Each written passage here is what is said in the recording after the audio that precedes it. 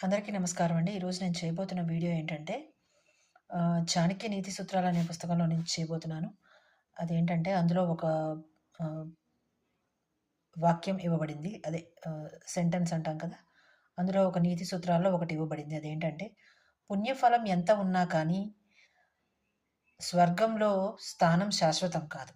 అవునండి. పుణ్యఫలం ఎంత ఉన్నా కానీ మనం చాలా పుణ్యం చేసుకొని ఉండొచ్చు. పాపపుణ్యాలు లెక్కించబడతాయి అంటారు కదా! అలాగా. లేట్ చేయకుండా వీడియోలోకి వెళ్ళిపోదామండి. శ్రీమాత్రే నమః! శ్రీ గురుభ్యో నమః! ఆహ్, ఈ పుణ్యఫలం ఎంత ఉన్నా కానీ స్వర్గంలో స్థానం శాశ్వతం కాదండి.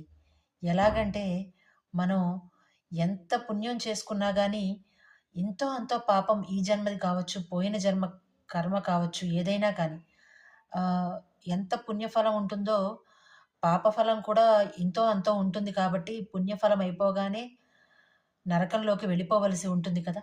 అలాగే సుఖాలు, దుఃఖాలు కూడా అంతేనండి. ఆహ్, అలాగే అన్వయించుకోవలసి ఉంటుంది మనం. సుఖము ఎక్కువ రోజులు ఉండకపోవచ్చు.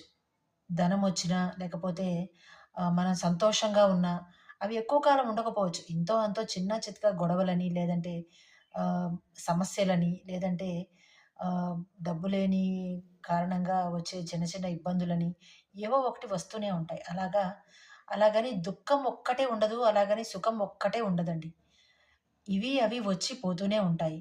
కాబట్టి ఏవి వచ్చినా కానీ ఆహ్, దుఃఖం వచ్చిందని బాధపడిపోవద్దు.